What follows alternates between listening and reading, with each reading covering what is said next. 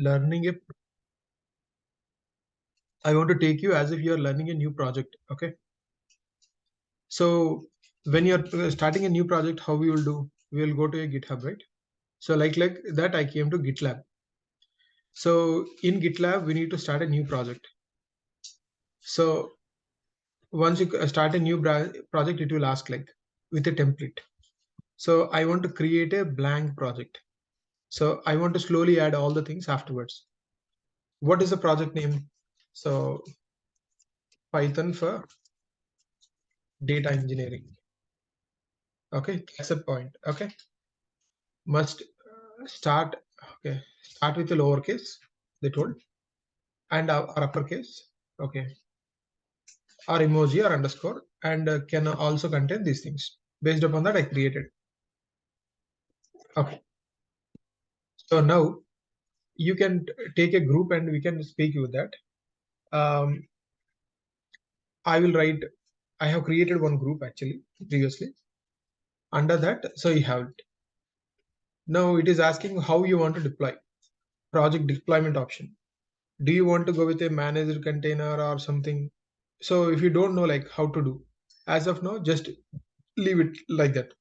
In future we can do. But if you are aware, like we can go in any other virtual instance or something, we can tell it can do like that.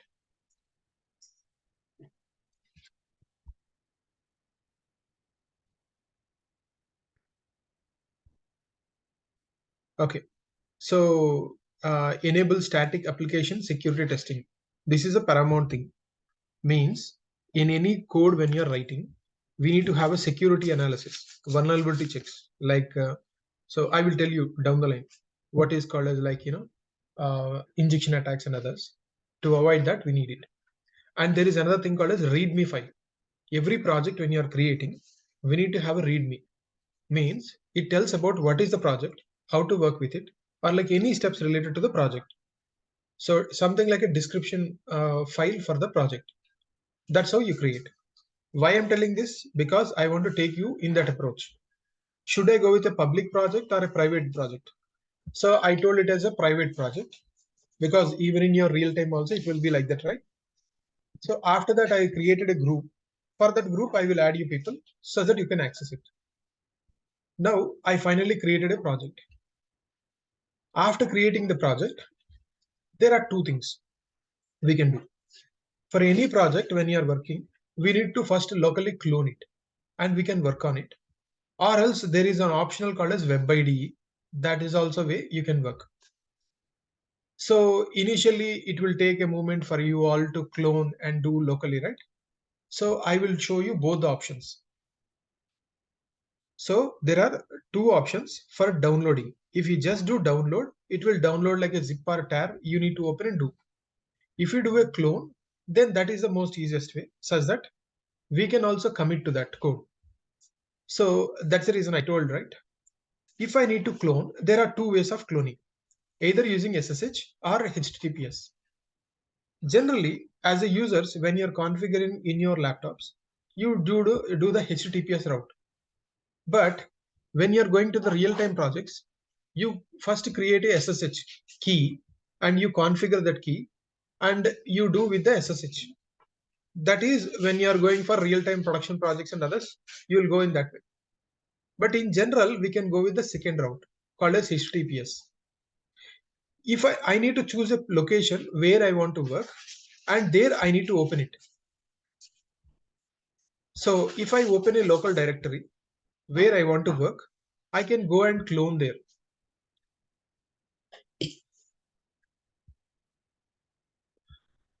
Let me stop the screen here.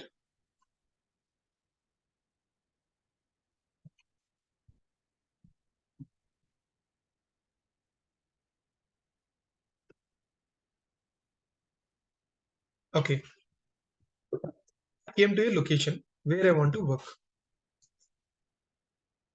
So in this directory, you can see that yesterday's file was there. Some course content is there like that. This is the directory structure where I want to work. Now in Windows, there is a command called as prompt hyphen. Means whenever like we have a big prompt, because in Linux and Mac, you don't have a big prompts, right? wherever you're working. Only in Windows you will see the entire path. If like Linux, if you want to work, you just type this command called as prompt hyphen. Means instead of this big command, I want to replace with a hyphen. This is not mandatory, just for our convenience. I am doing it. Now, you need to first install Git locally. So Git is like a next installation only. After installation, you can do like a Git clone. You give the repo. See how I got this repo? Previously, I copied the HTTPS, right? I need to just enter. So now it will try to download it. You can see a new folder was downloaded, right? Python for data engineering. So it is cloning. It will take a moment because the README file will also be there to come.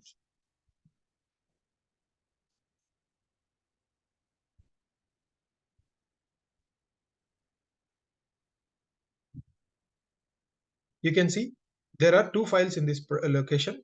One is the CI git CLI. CI means what is the CI/CD configuration, how we need to go, what are the security testing. That I will tell afterwards at a later point of time. And the README file. The README file contains like how do you create. See, it is showing, right? So this is the way you need to work. Like standard file it came. But in general, we write our own files like that. Now, if I see here,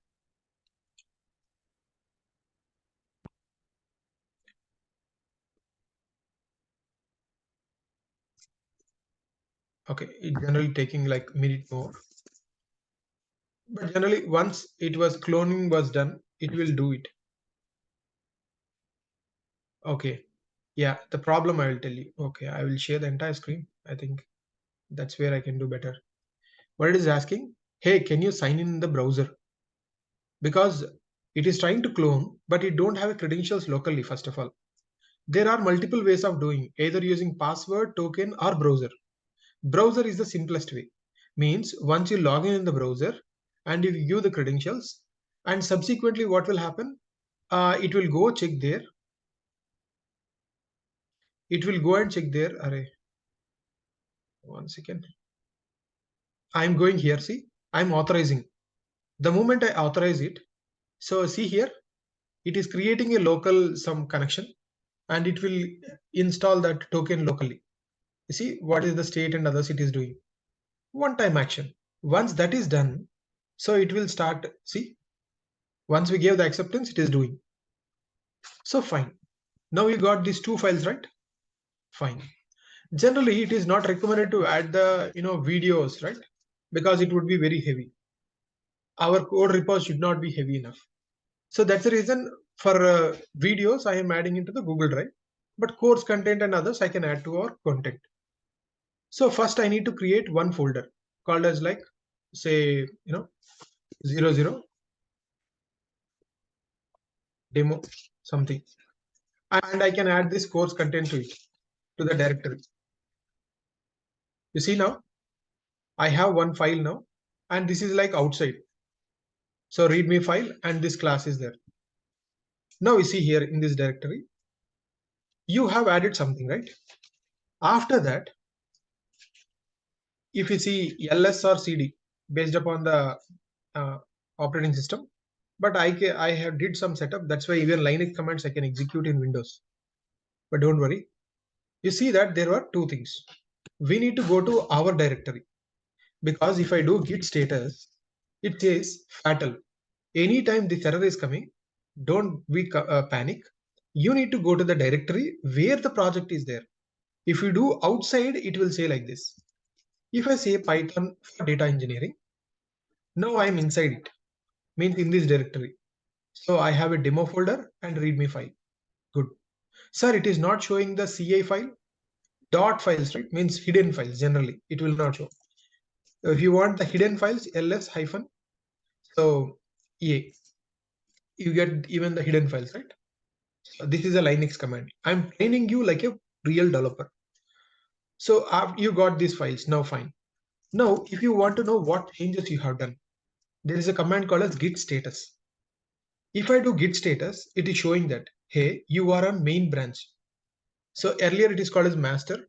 So there was some problem came, right? So Black Lives Matter or something at the time, like, so they don't want to like master save like that. That's why everywhere instead of master they replaced with main. So main branch is there, and it is not a good practice to push any code directly to the master or the main branch. So there should be a way in which you need to go through. Everyone need to have their own local branch. Means there are two strategies generally people follow.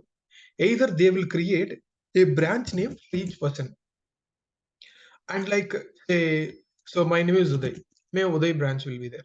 So someone is like Teja branch will be there. So like that everyone's branch will be there, and they will give a pull request or merge request based upon the things you say. In GitLab we call it as merge request. You come here and you give a pull request to the develop branch. Everyone pushes their code to the develop branch, and in the develop branch totally they will check, everyone's code is good or not. Fine. If everything is good, then they will go to the UAT or user acceptance test or release or test. So once, even the client also gives an approval, so then in the next stage they will go for the master or main branch. So this is how we need to go in general. So we made some changes. What is saying? Hey, there were no modified files. There is a new untracked folder is there, because till now we didn't add, right? What I told, we should not directly push to the main branch. Then what is the thing we need to go is, we need to create our own local branch. To create a new local branch, so git checkout. There is a small trick. -b. First time if you are creating a branch, so we need to do -b. Subsequently, once a branch is created, just git checkout, that's it. -b is not needed. So I want to create my own branch called as like Uday Prakash. Say I want to have my own branch name. So now it is saying what? Switch to the new branch. If I say again the git status, we can understand the difference. Earlier it said you are on branch main. Now it is saying you are on branch Uday Prakash. And here also it is saying you have one untracked file folder.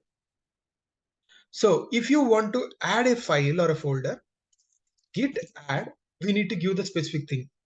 Say in this case, I have a folder, right? So I need to give the entire folder.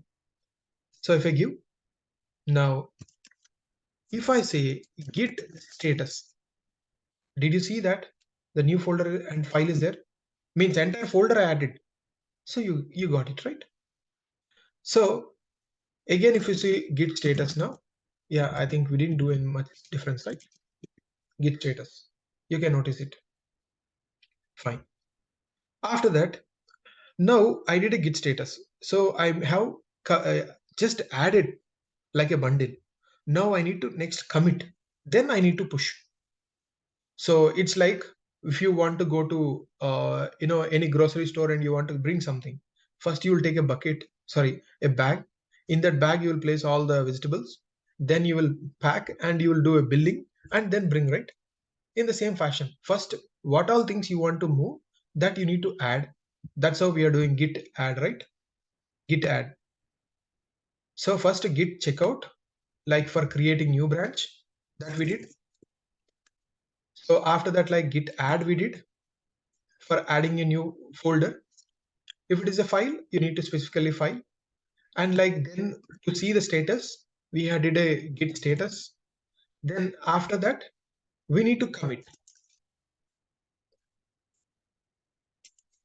Git commit -m. We need to write the message what you want to commit. So it was like, the course content, right? Course content. So what it's saying? Git commit. I did a multiple m's. So that's what it's saying. Do you mean small 2 m's? Yes. Now I did it correctly. It is doing committing. What it is saying? Hey, into this Uday Prakash branch, this commit ID, course content was the commit name. One file was added. This is insertions like this. So this is how you did a commit. Commit means now you created like a bundle. So now we need to push, right? Such that till now the code will be in local only. That's why if you go back to your branch also, you won't see anything. You see now, if I go to my repositories, you can see. So still our file was not there here because we just committed only. That's what you need to understand. Commit and push are two different things. Once you committed, until you do a push, it won't go. So if I do a git push now, it is saying, hey, generally you should not do git push because you don't know to which branch to go defaultly. So for the first time, you can do a setup like this: git push set upstream origin develop. So next time onwards, if you just do git push also, it will go to that only. If you want to go to a specific branch, that also I will tell. You see, it has gone. Means I'm creating like a bundle and I'm passing like this. It is saying entirely. Or git push origin. This is the best way of doing origin develop.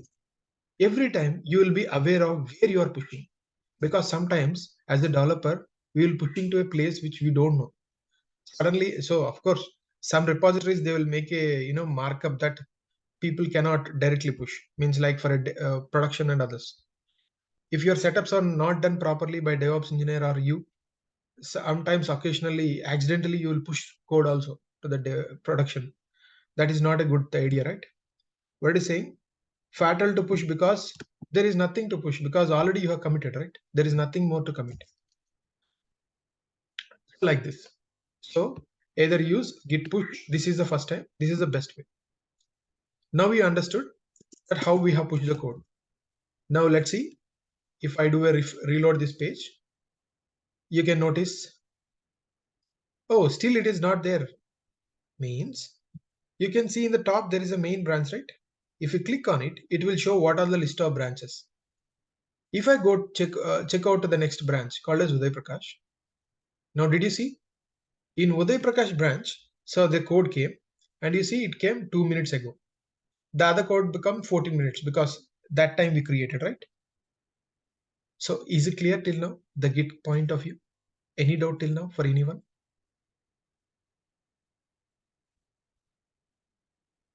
Yes, Steve.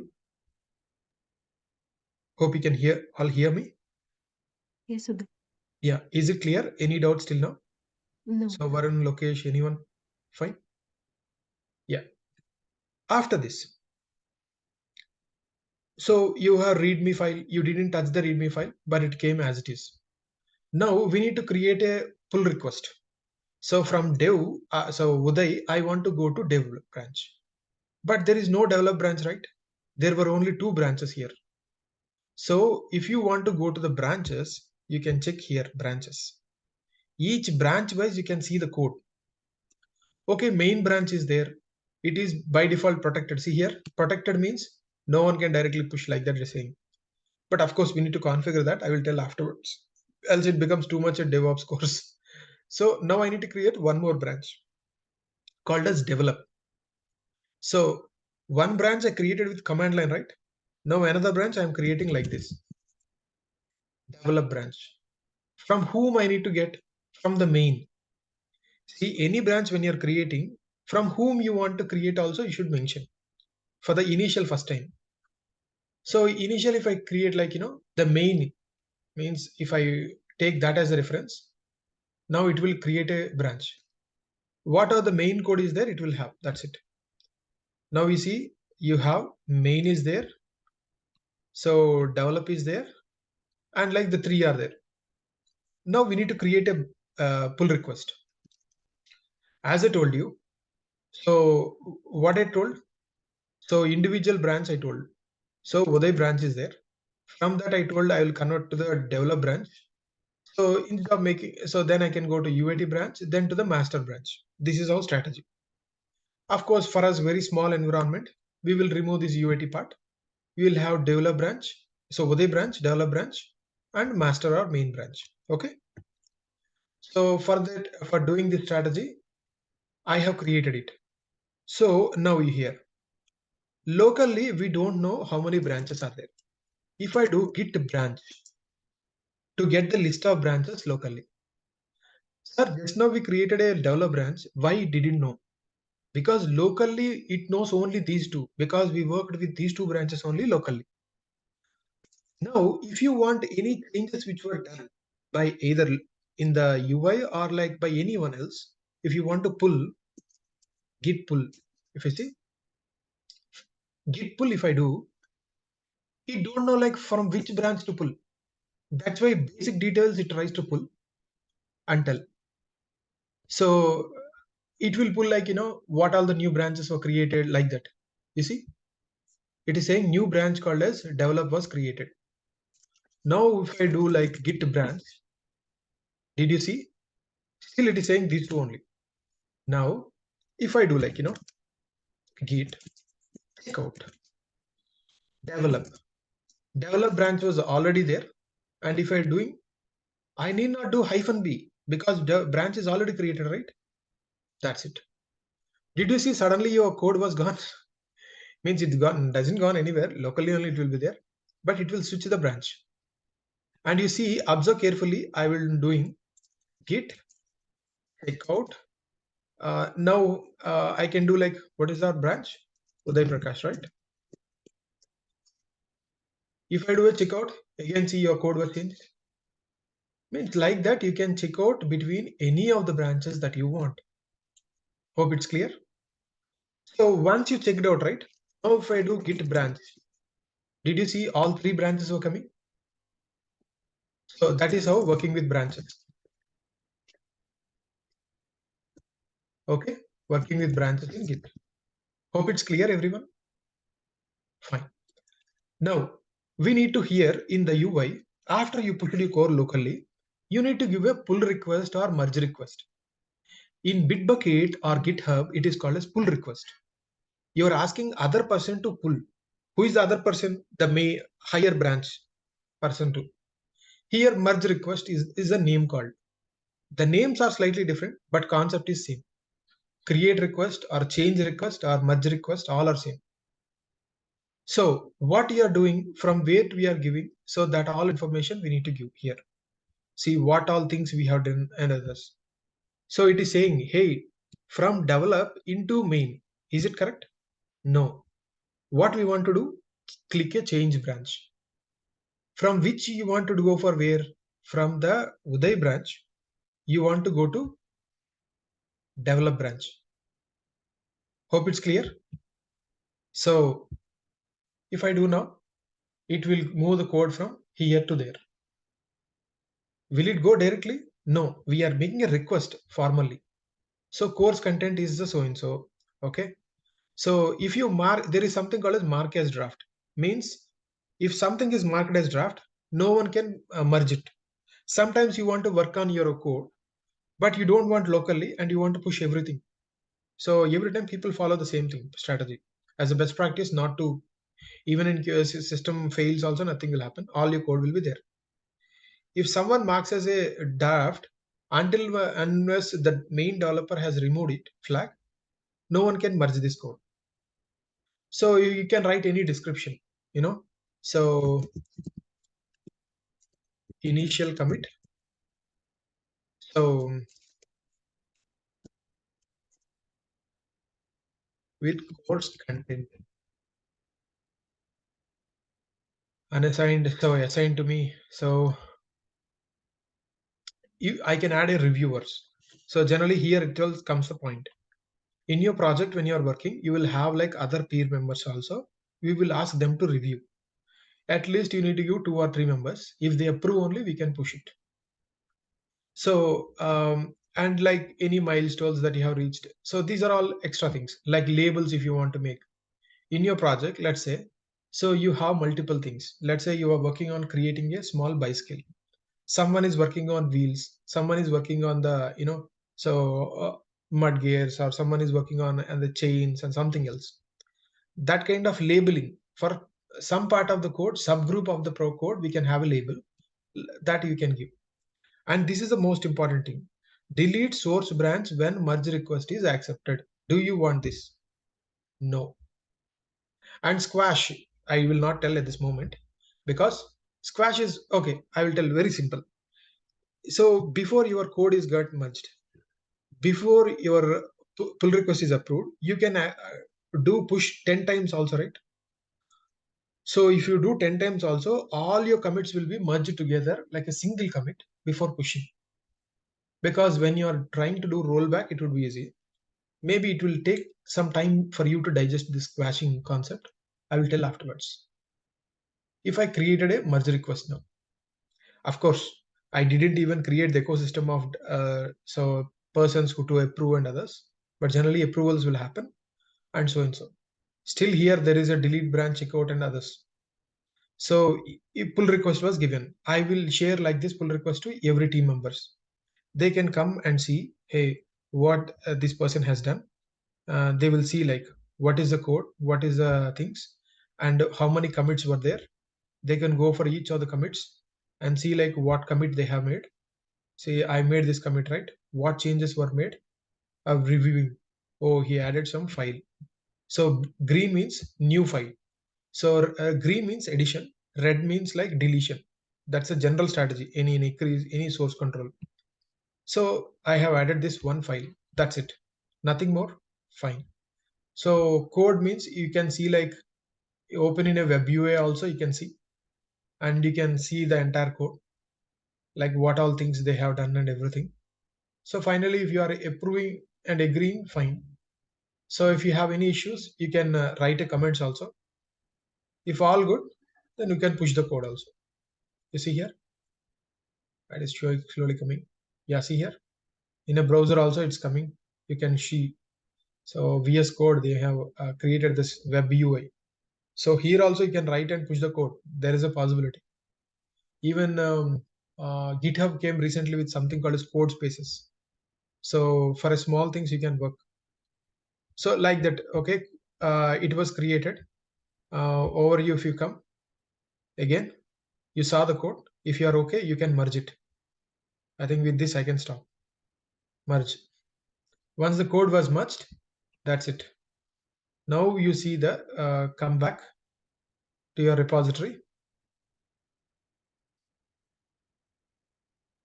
Okay, you push it to develop just now. So again, if you see the main, in main it won't be anything. If you go to develop, it will be there. See, develop also has the code. Here also it will have the code. Same code will be there in both. Hope you understood what I'm trying to say, everything. So Git concept of what is this concept, what are the commands. So I will list all these commands here in a new file and give to you. So I want to save it now as a Git commands.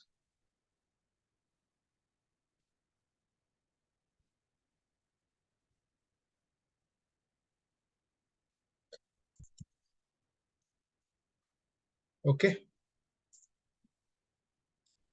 It is trying to create like a shell script, but I just want like just a .txt file.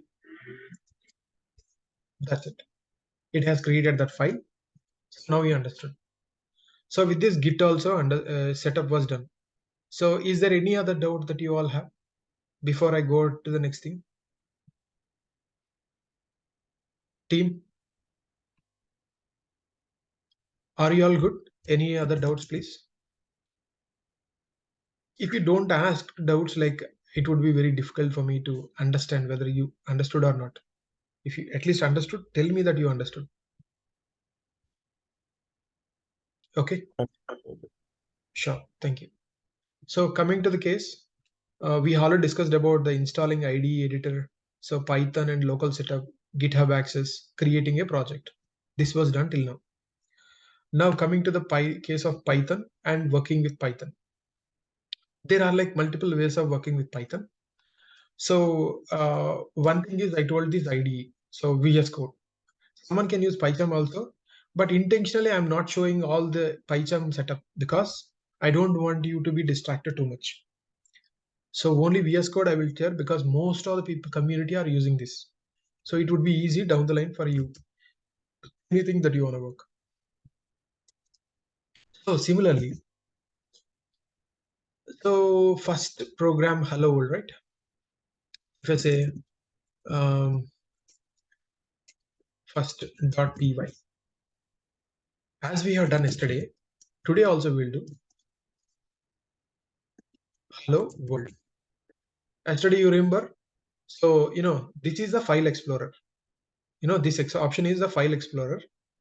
This is for file search. And this is for the Git. Source control I told, right? In command line also we can do, like this also we can do. See, a new file change was coming. Do you want to commit? It is saying. So like this also you can do. Next, there is a run and debug, means here to customize the run button and here also to do. But this is not that comfortable because we mostly do command line, right? And the next one is extensions.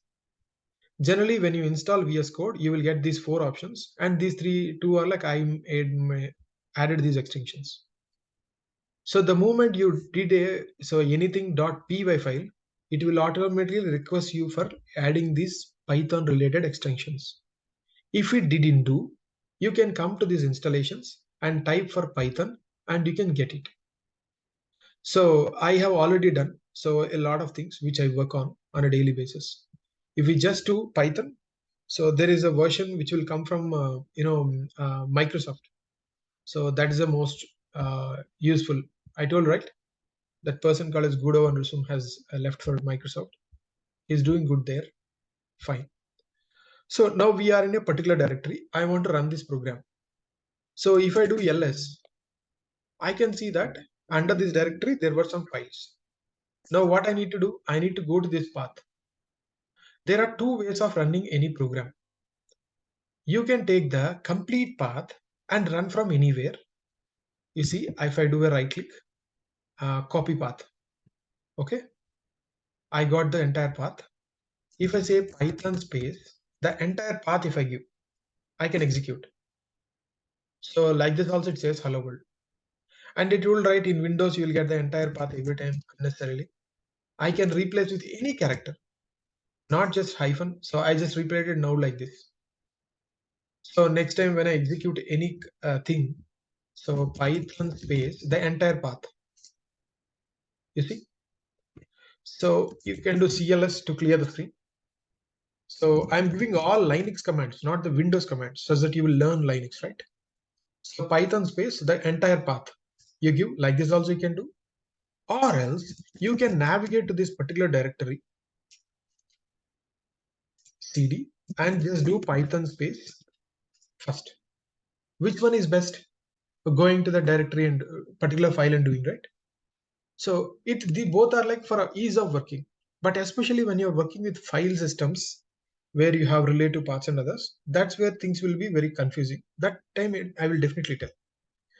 But this is how you start working with the small files and working on it. Hope it's clear. Yes. Yes, Sudhir. Fine. So okay then. After creating it, so you need to understand there is another way of working called as interactive mode of working. If you just type Python in the command line, you will go to interactive mode. The beauty is that, as we discussed earlier, so if I say like, number is equal to something, I can do like number to something, or like 2 plus some math operations I can do, or like name is equal to say Uday, I can do. And if I do name dot upper, or like, name into 7, so whatever operations I want to do, I can do. This is one way of doing. Alternatively, if you want to come out of it, control exit. If you do, you will come out of the terminal. This is called as chevron. This prompt is called as chevron.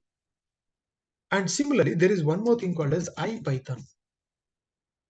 So I have installed this IPython. That's why I'm going directly. But how do you install this IPython? The very first command you need to learn is, there were a couple of commands called as to install IPython, pip install -u pip. So IPython, sorry, IPython. Sometimes when you don't have the entire access, -user means only for the current user it will install. This is a command that we need to remember for installing IPython. So at the team, like if you want to install multiple things, there is one more thing called as Jupyter. So IPython and Jupyter are two things. Generally, IPython came first. They want to do similar to what they succeeded in Python for other languages also. That's why they created a Jupyter, and under that they did all the things. But the next thing that you will learn afterwards is something called as notebook, Jupyter notebook. So to do that, just enter this command only in the terminal. That's it. As I started, I'm coming. I'm showing you what is the difference. This is a difference in terms of the UI. That's it. You see, before even I'm writing, I'm getting some prompt, right? So why it came means it is based upon my previous command history. It is suggesting me some numbers. This command lines, previous commands, it is trying to suggest me. And if I say, see, name colon string equal to, before even writing, so it is trying to suggest me. If I say name dot upper, if I do upper, I get it right. Not only this, if I do, let's say name dot with strings, what all things I can do, it is giving a suggestion. So don't you think it's advantage for me? So similarly, let's say number is there. With number, what all things I can do? So numbers dot denominator or bytes or bit count or whatever, I can do that. So that's the difference between this and that. Then what is Jupyter notebooks are means? Jupyter notebook means doing the same thing, but like in a browser. So like a notepad means once you come out of it, if you want to quit it, so you need to do like control Z or control C based upon the terminal. Um, Exit or quit also works. Okay. So what I'm trying to say is that once you come out of the terminal, or like once you close this thing, again you cannot see these commands what you have written. But if you want for persistent storage, you need to store somewhere. That's where like this will come to picture. Quit, sorry. Sorry, quit. Quit for exiting. So Jupyter Notebook is for that particular purpose. If you want to work on Jupyter Notebook, that is also a way. So first we need to install and do, but I don't want to show that in the initial stage. Maybe down the line when you're going, I will show that. I think I want to break here and we can rejoin.